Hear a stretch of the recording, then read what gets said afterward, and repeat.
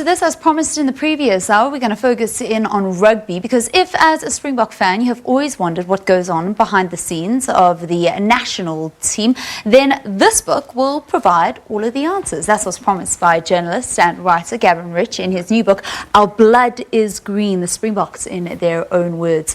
35 Springbok rugby players talk about their careers, the controversies that they were involved in, the highs and the lows of being a Springbok, and how they made it to the top of their profession. Rich joins us now from Sea Point. A very good morning and welcome to Morning Live. Good morning, Helen. Nice to be on. Gavin, I understand that this book is 8 years in the making. Yes, well, I agreed to do it actually after I did Peter de Villiers' book. I think it was back in 2012, so 7 years probably in the making. Okay. They contracted me then, and they said that would I be prepared to take this book on? But the book became quite different once I started it to what I initially thought it would be. Initially, it was going to be just a whole lot of funny stories, like stories from the locker room, and then once I got into it and I started interviewing the guys, I thought, no, this can be a much more serious book, and we can look at the issues that affect South African rugby, because we know there are lots. I know South Africa have just won the World Cup, but there are still issues that affect South African rugby, and just the players' attitudes to the various issues that affect their lives, and maybe sometimes are obstacles in their pathway, and sometimes are things that assist them in their pathway.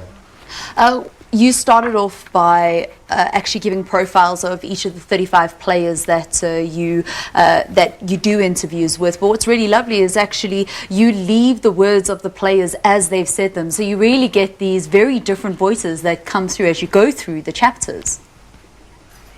I did actually. I tried to keep the voices as authentic as possible. Obviously, I had to rewrite a bit sometimes. I mean, there is quite a bit of swearing in the book as well. Some guys got quite frustrated, and they used the words that they would, and I put them into the book. But I think it was quite authentic. I mean, for instance, when I quote Farid Apre at some stage that he went to freaking Japan, and it was in freaking Japan that he realised that he wasn't really being coached properly in South Africa, stuff like that. So yes, I did try and do that as closely as possible. I mean, it's quite incredible. What's been the reception for the book, because it was released just before Rugby World Cup, and then of course Springbok fever swept the country, and we're still in the grip of it at the moment. What's been the kind of reception to the book?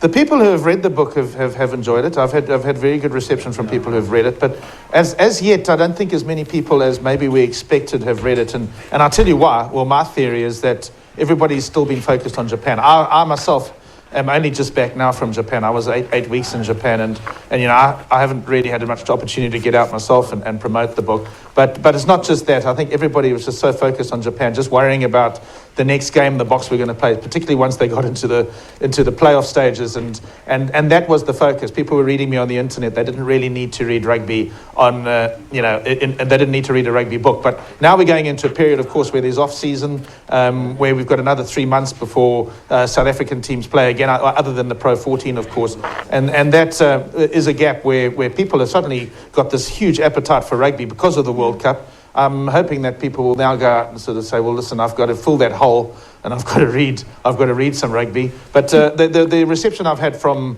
the people who have read it, they've really enjoyed it, and they found it quite interesting. And it's always quite interesting as an author listening to people talk about what they find interesting in the book. It's sometimes not what you would think was going to be the main focus point. Yeah. One thing that Rassie said when he returned back, as he celebrated his birthday when they landed here in Johannesburg, he said, obviously this reception was great, it was a great birthday present, but if I could have one birthday wish, it would actually be that we continue being a unified nation, but also the legacy that we've laid down, we can actually build on it. And I think what's nice about the book is you put a lot of the issues in rugby, you put it into perspective, because I think at the moment it's very easy to get swept away with the glory and forget about where rugby actually is at in South Africa, and maybe just how much of a challenge it'll be to replicate this success. Yes, well, at the moment, there's obviously a lot of happiness at what happened, a lot of elation at what happened, and there's a lot of hope. I mean, there's a lot of potential in South African rugby, but at the same time, we can easily go off track again. I think the last time I spoke to you, it was about my Springbok coach's book, and that was a couple of years ago, and there I think one of the themes of that book was how we every time we had a high, it was followed by a low, and a coach would do really well for a year, and then suddenly the following year he would be in the doldrums again. And it's been the same with South African rugby. And I actually asked Rassie the question after the World Cup final in Yokohama. I said, are we going to have to wait another 12 years for the next World Cup win? Is it going to be a trend that we have a World Cup win every 12 years? And he answered correctly, as I expected him to, that no, I want to bring consistency to South African rugby, and I want to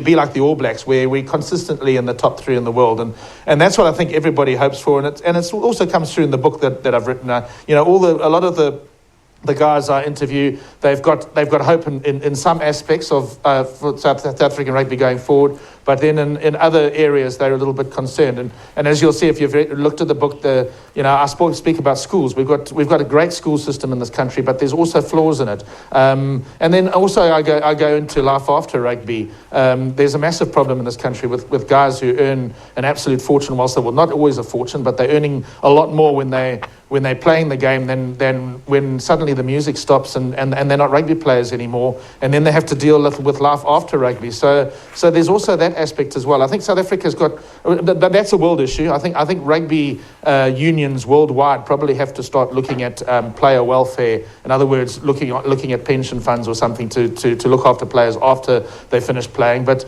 certainly it's a big South African issue too. So there's a lot of that in the book as well. Just how special was it to be in Japan?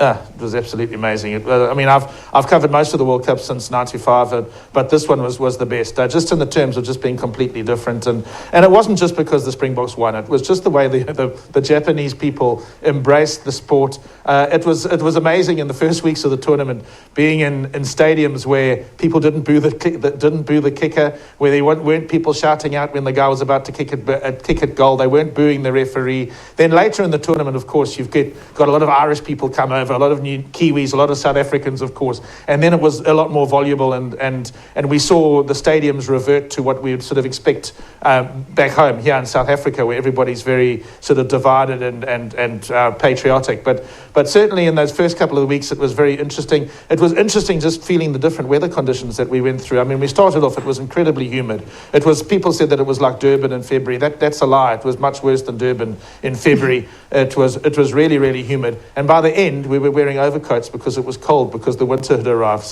And we had Typhoon Hagibis. We had some of my journalist friends went through an earthquake. It was just a fantastic World Cup.